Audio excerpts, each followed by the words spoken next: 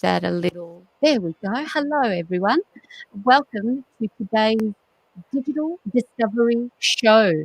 And like always, we have another special guest here with me. Hello, Suzanne. Welcome to the show. It is a pleasure to have you join us.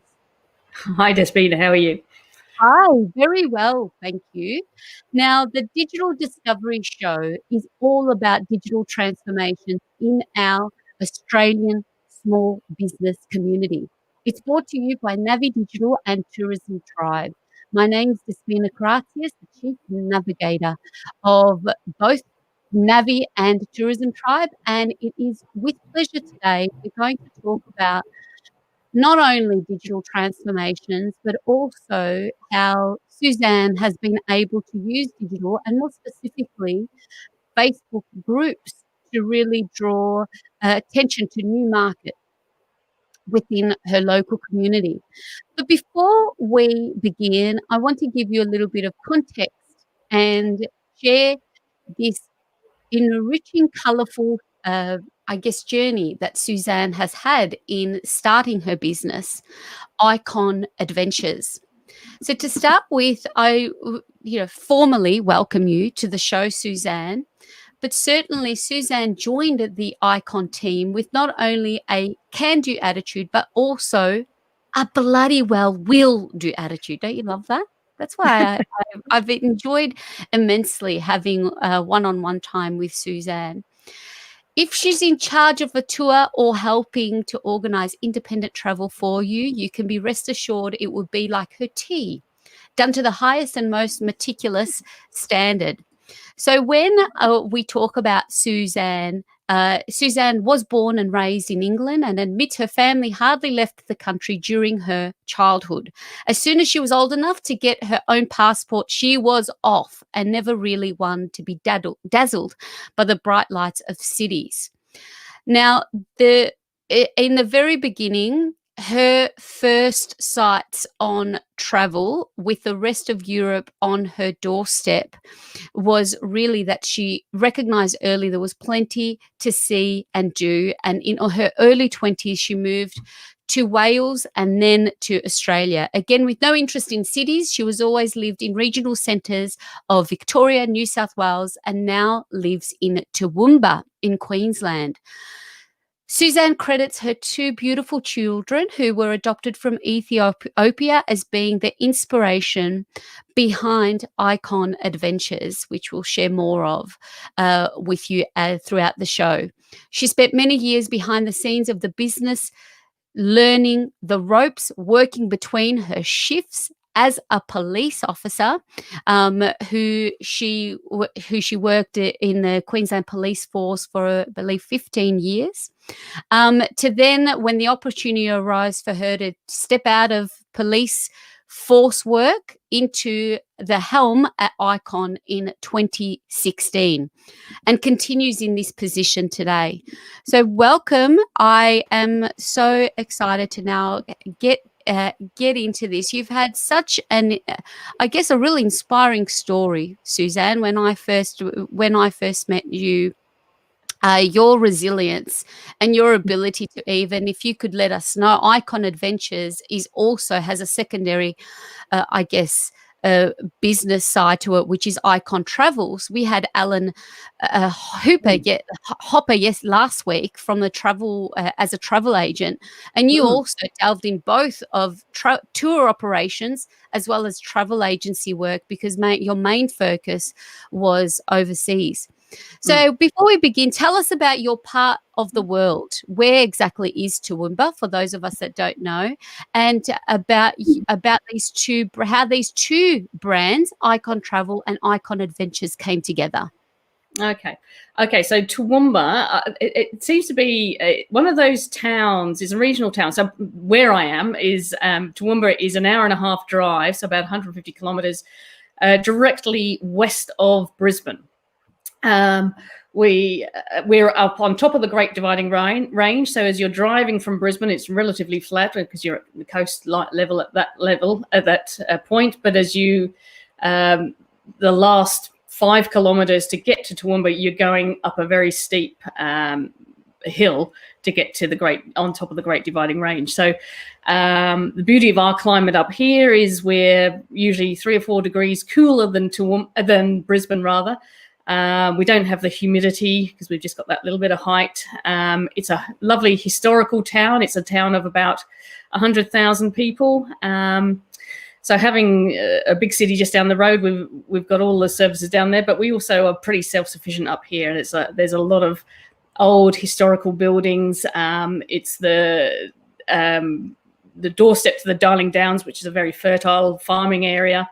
And we've just, got lots going for us. And it seems to be one of those towns that everybody seems to have a connection with. Their grandmother grew up there, their cousin went to uni here, they lived there for 6 months during a traineeship or something. Everybody seems to know something about Toowoomba because they've got some connection through a family friend or been here themselves. So, but it's a large country town, so it's quite lovely.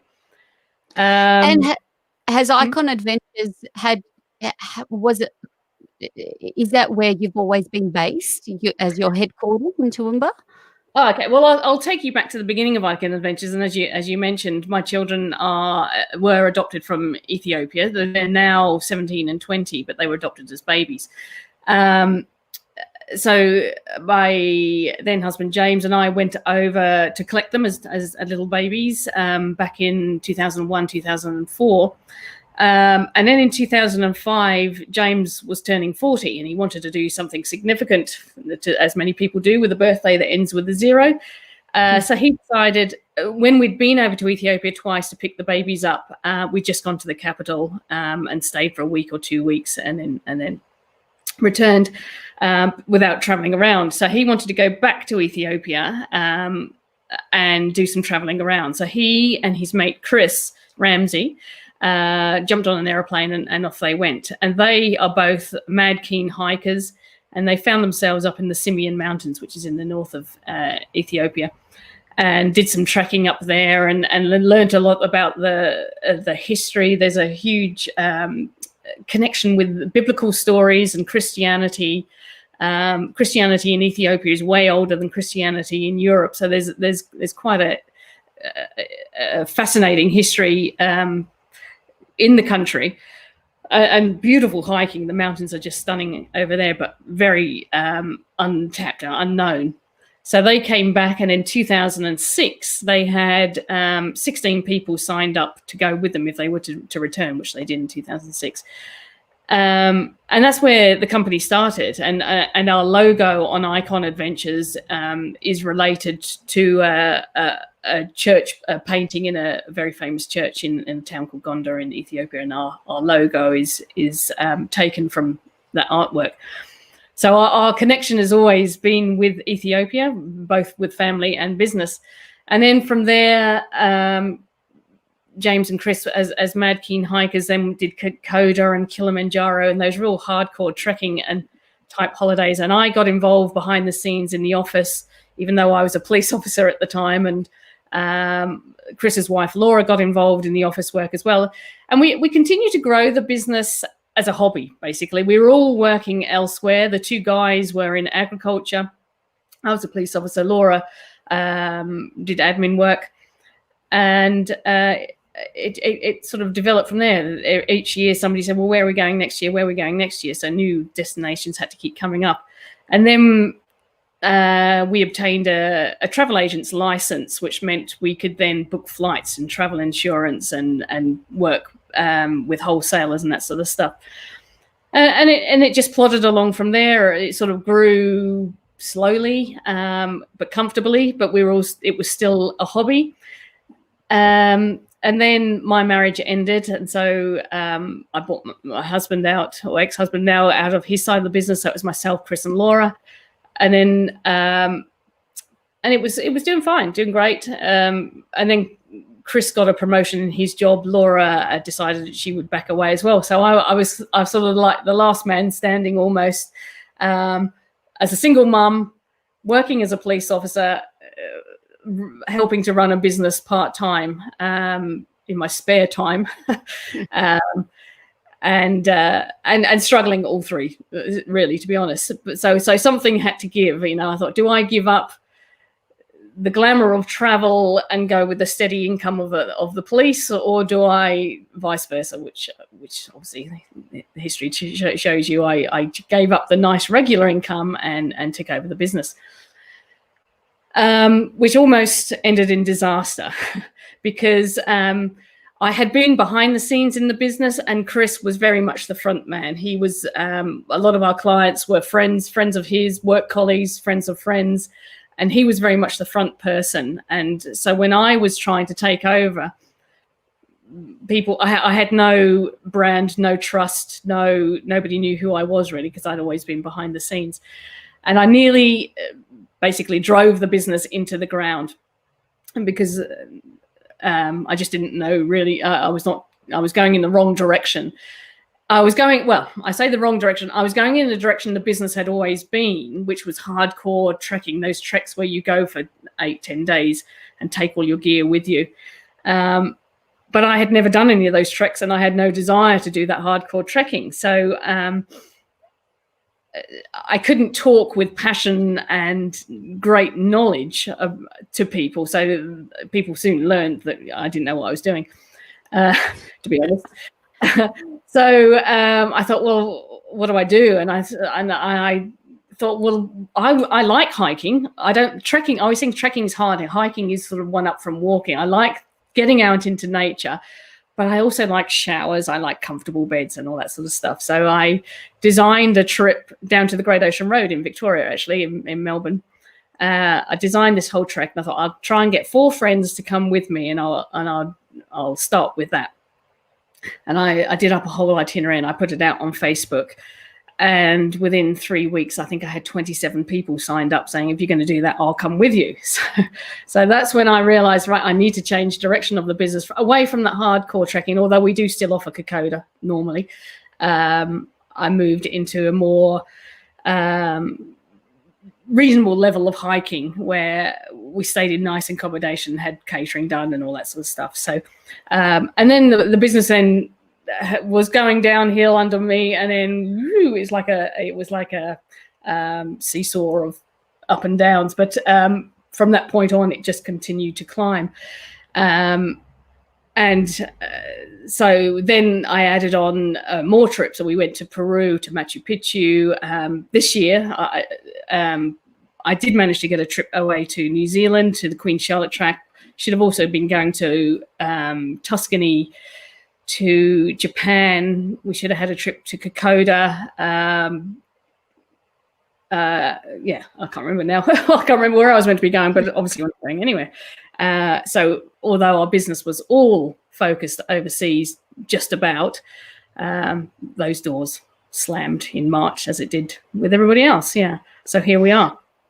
And thankfully, and thank you, Liz has joined us on the front end, and it is a great story of accidental and creative success, because what I've loved what you've just shared is you tested.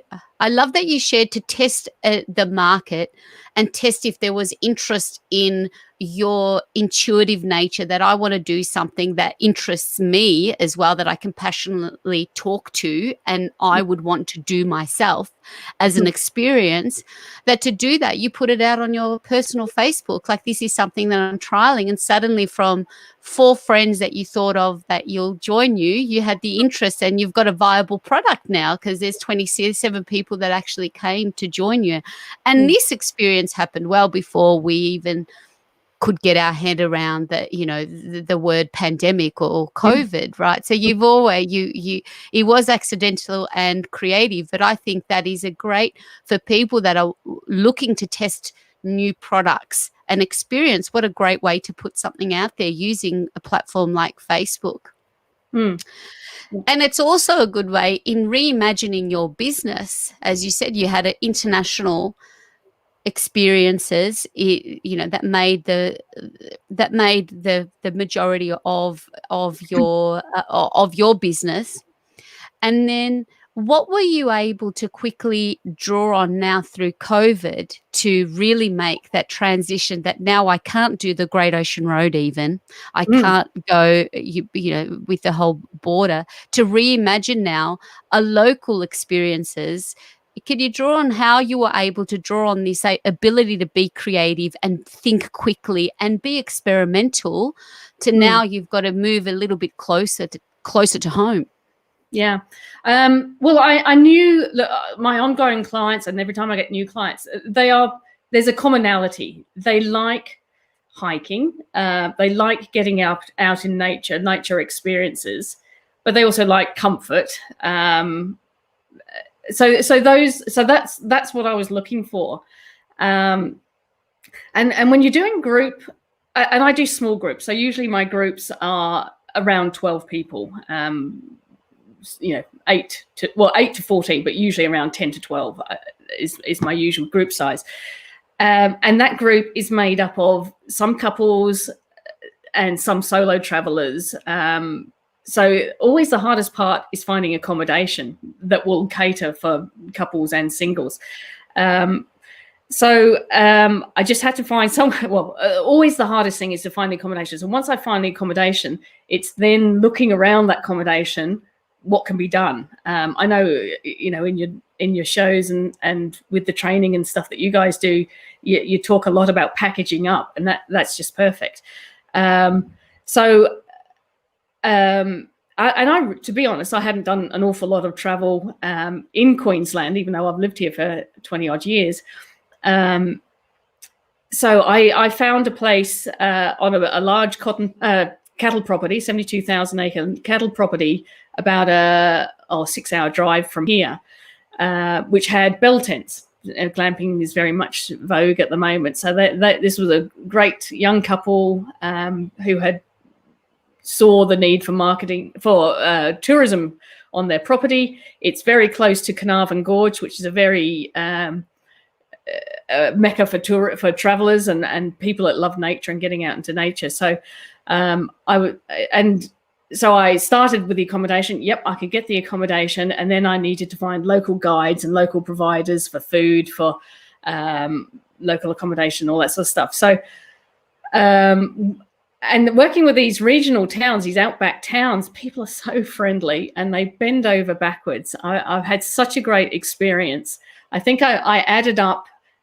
I've done 3 of these tours now, and it's now the season's finished because it's too hot. But I just finished this last weekend. The small town operators, and I'm sure the large city ones would be the same, but they bend over backwards to try and accommodate what I'm looking for. So I did a tally. I think there were 8 different businesses that I deal with each tour, from food providers to guides to accommodation providers and all that sort of stuff. So so it's a win-win for everybody. My clients get a fantastic experience, and all these other small businesses, get business from my clients as well. So I've put together. I've called them micro adventures. They're just 5 days, and we go out and we do some hiking. And we've got a fantastic guide, Craig from Boo Book Tours. He's an ecologist and he's also a great hiker as well. So he takes us on and shows us about the fauna and the flora. And we go to Carnarvon Gorge. And if anybody's heard of Carnarvon Gorge, or we can Google it, it's quite an incredible oasis in the middle of the desert almost. So they've been perfect for hiking. And look at that, out of crisis comes opportunity. Here you are, someone that's well-versed and created a lot of these products overseas and interstate, but suddenly for yourself, whether it's developing a new product or creating a campaign on Facebook, the the way that you can fully articulate the interests of the people that you attract into your business and your tours is hiking, nature, and comfort. That really can drive. I think that's a really key learning that I'm hearing from you, that being very closely connected to what it is that your clients and your customers are interested in, and you've been able to already not only fill but execute 3 tours in this climate. And speaking to that, when we first spoke, so we've been doing some work together in now taking that next step, because you really come in with quite a good digital background. I think that's what it forces us to skill up when you find yourself in the position that you found yourself in. I've never quite seen a tour operator use Facebook groups in the way that you do. So can you tell us about how you started Happy Hikers, is what the group is called, for everyone to go and check it out. And if you're in the Toowoomba region, you can go in and join Suzanne. Can you help us understand how that came to be and how that has helped you attract your local market that is closer to home? Yeah. So originally, actually, I don't think I even answered your first question, which was how come it's in Toowoomba. So when Chris and James started the company, Chris was actually in Melbourne and we were in Toowoomba. So a lot of our clients were coming from all over Australia. And when I took over, we really weren't known in Toowoomba at all. So when we had hikes coming up, we could run training walks because we've got plenty of national parks and plenty of hills around here. And people, 2 or 3 people used to come for training walks. And then I realized there was a much bigger market. Like there's lots of people in Toowoomba that wanted to go on hikes, but they didn't necessarily want to come on one of my trips. And I thought, well, why am I making it exclusive for only Icon Adventures clients? What I was doing was advertising these walks on the Icon Adventures Facebook page. But if you're living in Perth, who cares that you're running a training walk in Toowoomba? Or if you're living in Melbourne, who cares what's happening in Toowoomba? So I had to separate the two. And that's when I created Happy Hikers Toowoomba, just for Toowoomba-based people. So I wasn't filling my Icon Adventures page with Toowoomba-centric posts. So I had an information evening. I used to hold one information evening a year on trips that were coming up. And I launched my Happy Hikers Toowoomba Facebook group at that, and maybe 20 people signed up or something. And that was the beginning of last year. And it's grown to that. I think I looked this morning, 882 people are now in the group. So it was, and so every week or most weekends, I say, right, meet me at 7 o'clock Saturday morning, such and such, and we will walk. And I explain how easy or how hard the walk's going to be, what you need to bring. I charge a nominal fee of $2 per person. And we just, and there's so many benefits from it. A, yes, you're getting out in nature. B, you're getting some exercise. But one of the most important parts is the social aspect. I regularly get between 20 and 30 people turn up for a walk, although there's nearly 900 people in the group. I find I get a lot of people stalk for a long while.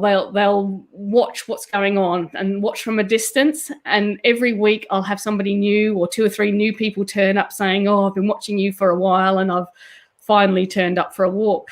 So it was a bit of a giving back to my local community. Just come for a walk with me, and it wasn't, and it's not a marketing campaign, but I'm building up a trust. I'm building up a reputation, and people know me as a Suzanne. And so when I do have trips that I advertise on Icon Adventures, I do post them to the Happy Hikers, say if anybody wants to come. And regularly, people from my Happy Hikers come across and come on my trips, but it is not. I make it known you do not have to come on a trip to join my Happy Hikers team or Happy Hikers group. Yeah. There's so much to love about what you've just shared, and this is it, and it's difficult for businesses to have that understanding of the differences between a Facebook page and a Facebook group. That within a group, it's not, like you said, the uniting force between your group is, again, the interest of hiking and nature. Yeah. So you've not only showing leadership in your local community, there's a micro niche in there of the hiking and getting out in nature, but also within that process of getting to know you, getting to like you, and then building trust enough to say, well, if I can have this experience with Suzanne on a $2 walk on a Saturday morning, imagine what I could have if I spend a few days with her on a planned trip. Could you describe in your own experience what you've found to be the quintessential difference between how you market your business on Facebook and then how you connect and put content together for your Facebook groups? And further to that, a next step, any case studies you've had of how a happy hiker has translated into a happy icon adventure customer? Righto. Yeah, so I suppose so Icon Adventures, I mean, like Icon Adventures, our trips are hiking and cultural, so they're not all just hiking, but there is always an element of hiking in them. And it is a travel company, whereas Happy Hikers is more of it's a community group. It's more of a it's very hard to define the two. It's more of a social thing, and one of my and what happened one time is the local newspaper here picked up the Happy Hikers walk on a Sunday morning and put it on. They have a list of 3 or 10 free things to do on a weekend, and they picked up one of my walks, and I had 50 people turn up, unbeknownst. They didn't ask my permission. They just advertised it. Oh my goodness, 50 people. And that was way too big, because I had some that could only walk 100 meters and some that wanted a huge bushwalk. So it went a bit out of control. But from that, I have one thing I'm really trying to focus on at the moment is with travel, with groups, is the social aspect. Because, well, I think one thing we've really learned from COVID is that connection. You know, if you're locked in and you're away from your family and your friends, how people are craving that connection, that social connection, and you get a bit through Zoom and phone calls, but there's that one-on-one conversation flowing is something completely different, and also getting out in nature. Anyway, I had one guy that joined the walk from he saw it in the newspaper. He wasn't on Facebook, so he wouldn't have seen it on Facebook. And he came along, and often after our walks, we have a coffee. If there's a coffee shop nearby, we'll have a coffee afterwards. And I said to him, to the group, and he was just a little bit to the side, who wants to come for a coffee? And he said, oh, no, it's okay. But if you're doing any more of these walks, let me know. So I took his it's an opportunity to get people's email addresses as well. When they sign up to the group, they get their email address, and I do send them a note saying, I'm not going to spam you, but I am also part of a travel company. There's no obligation. Anyway, so he came on this walk, and I emailed him for the next walk, and he came on that, and I said, oh, you're going to come for a coffee afterwards? And he said, no, I won't. Okay, all right. And on the third walk, he joined us for a coffee.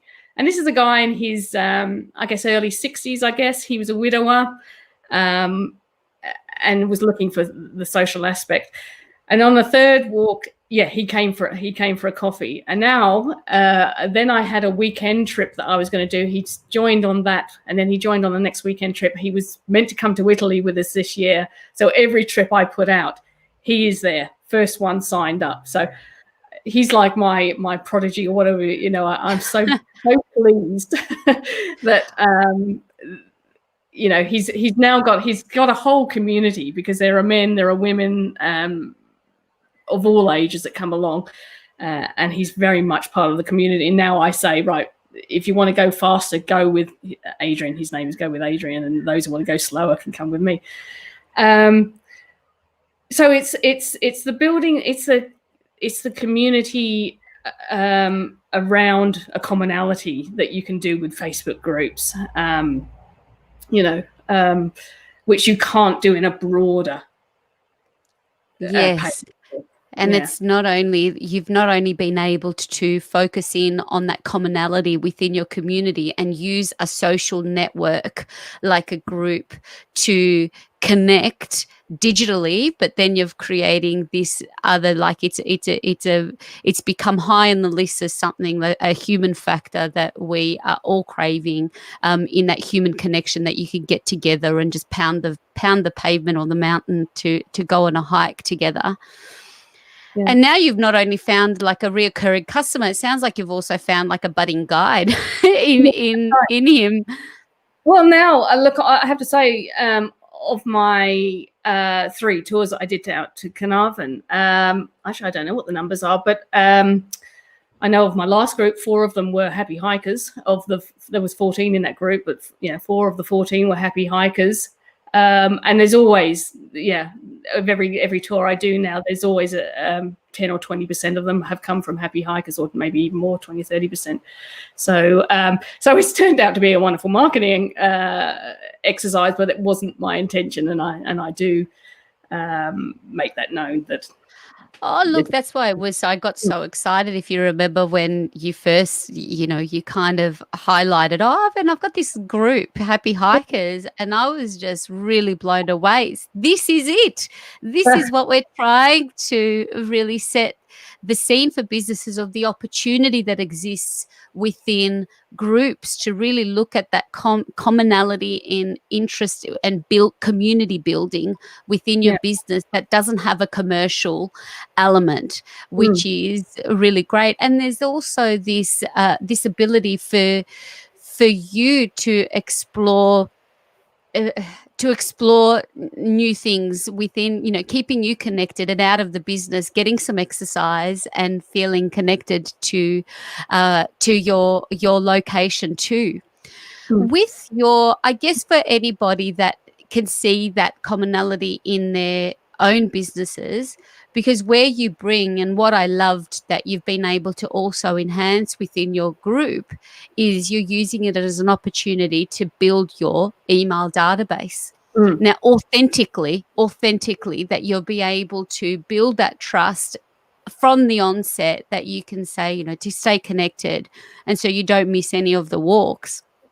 I think that's another brilliant next step. So if you're thinking about starting a group, also thinking, well, how can I take that next step to also continue this giving of value? And you can see you're serving your local community, as well as use it as an opportunity to stay connected, so they don't, via a direct email communication, so they don't miss that ping, or they don't miss that next walk, or new adventure that they're genuinely interested in following and pursuing.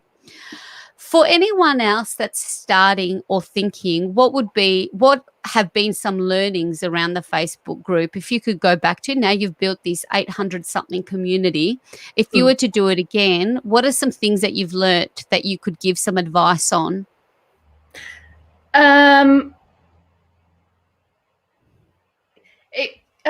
Well, it depends what you're, for me, for the hiking, I was also thinking, if you were an accommodation provider, how could you do a community group for that? And I was thinking, well, if you were a hotel and you had a function room or something like that, you could say to a local yoga instructor, or someone wanted to start yoga, why not offer the room to them at a cheap price or whatever, and then build a community around that.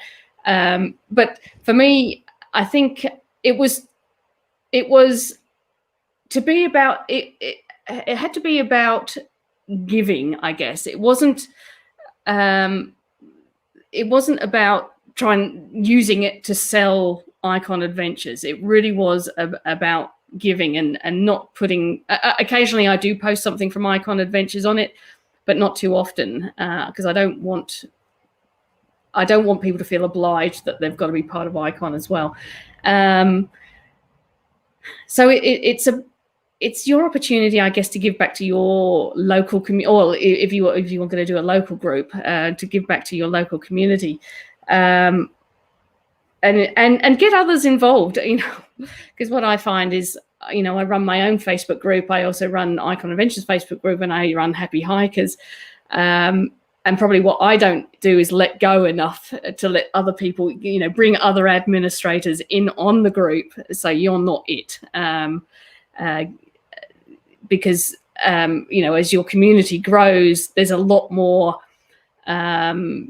communication through it. And, you can't always be online all the time ready to answer everybody's questions. So if you can have, 1, 2, 3 other people involved, that helps the interaction. So when people ask a question, someone can answer pretty quickly, and it doesn't always have to be you, I guess. That's excellent, and that's a really good takeaway. And I love just in a summary in terms of giving any tips.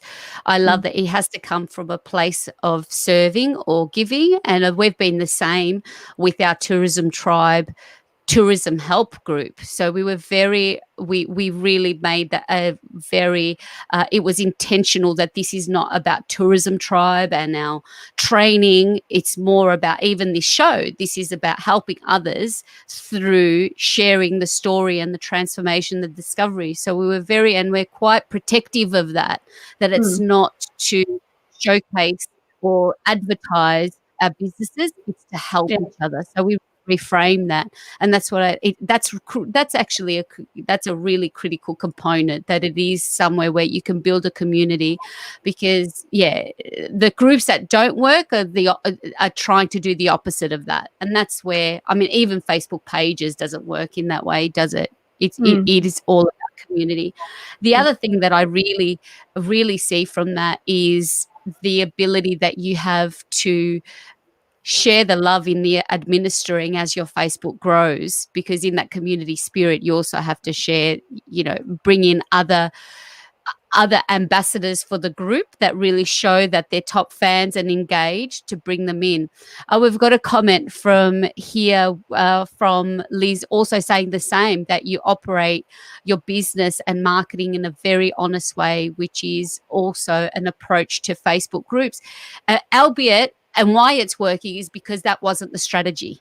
I think the fact that your honesty, this wasn't a strategic approach to your marketing. I'm going to grow my group to grow my business. You genuinely, you genuine. I think that's why it's exploded in the way that it has. And that's what, if that's not innate in you, then you have to really build that muscle that it works in the opposite of that. So it's really, really good stuff. And I know hope it inspires many, like it did the first time, and hearing you again say that. You've had business and personal transformation throughout your journey in life. Even like making that decision, that could be a whole other episode. How did you make that call from leaving the police force to pursuing your side hustle? I think this is also something, like digitally speaking, travel or small business. This is something else that's really pertinent in people's mind. If you're going to pursue a passion, 2020 is the year to do that. Even to tap into that, like making that decision to do that. What did you draw on, the courage to draw on to make that decision to pursue Icon Adventures and leave behind an entire career that you had built? I think I'm ridiculously tenacious to a fault, I think. Whatever the opening line was, I'm not going to give something a go. I'm going to give it a bloody good go. I don't know. It's funny. I was brought up in a very small world. I was brought up in a small town. We went nowhere. We did very little. I had very shy parents, and I don't know where I have got this ridiculous self-confidence that I can do whatever. And compared to many, I haven't got as much self-confidence as many people have, but compared to my upbringing, this tenacious, ferocious belief that if I put my mind to it, I can do it.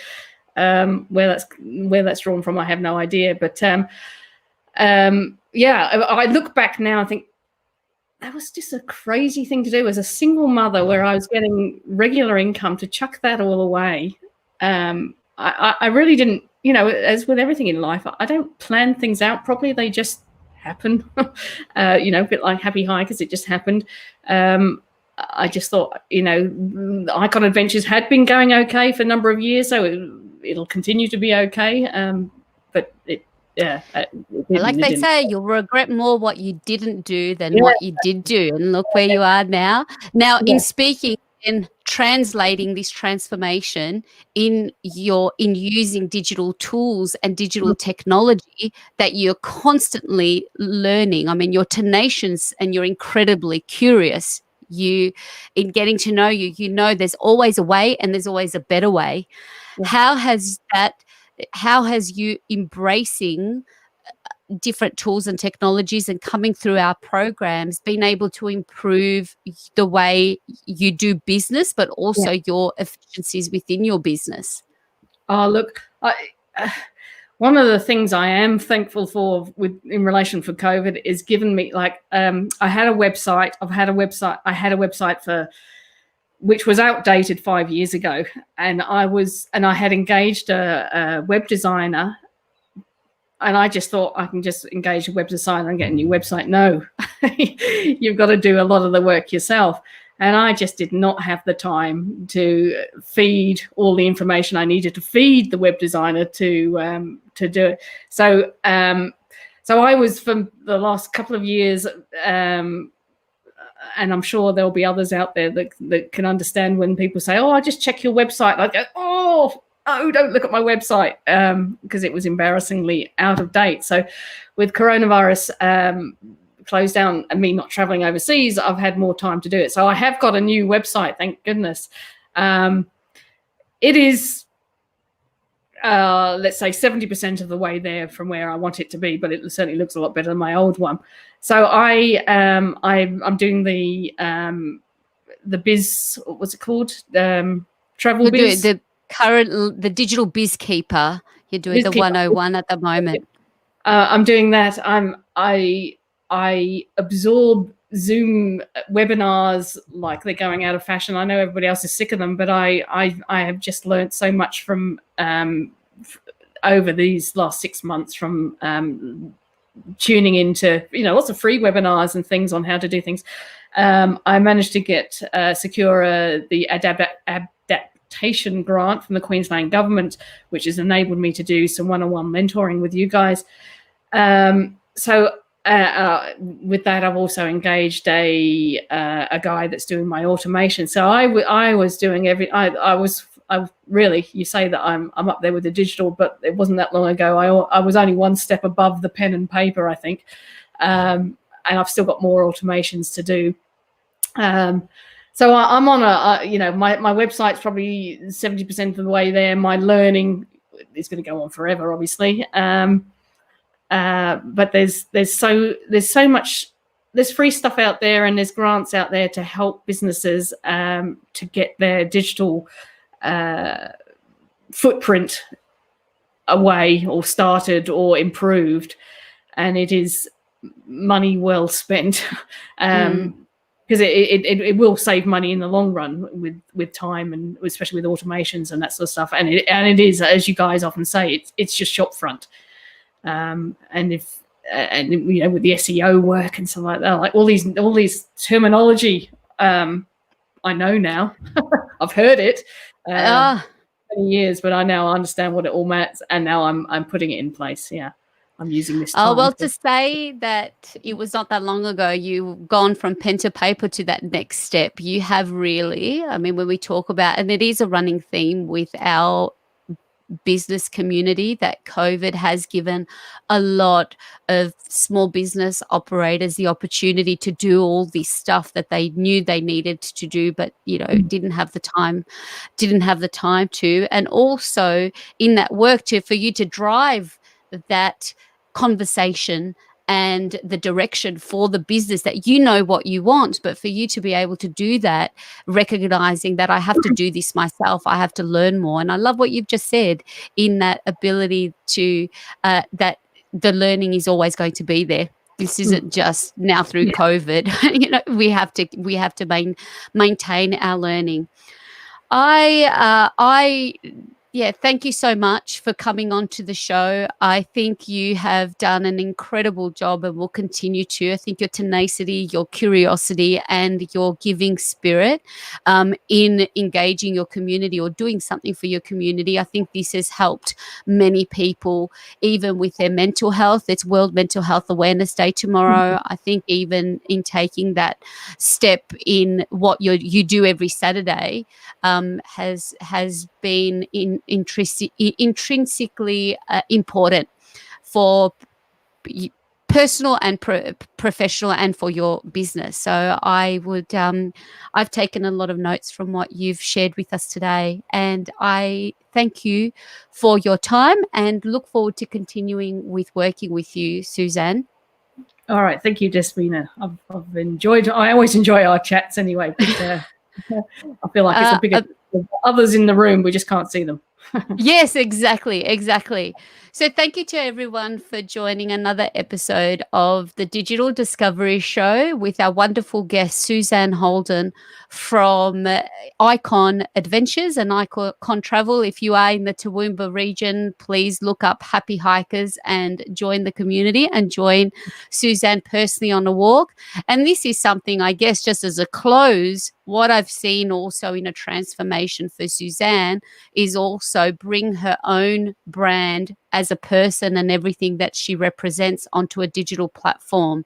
So you can go and also follow Suzanne on, can you tell what's your Instagram? Well, it's actually Hold Susie. So that's another thing that I'm working on now is I'm trying to start my own. I'm very much at the moment either Suzanne Happy Hiker, Suzanne Icon Adventures. So I'm trying to be Suzanne Holden as well, because I haven't got enough work to do. But so my Instagram account is Hold Susie, Suzi.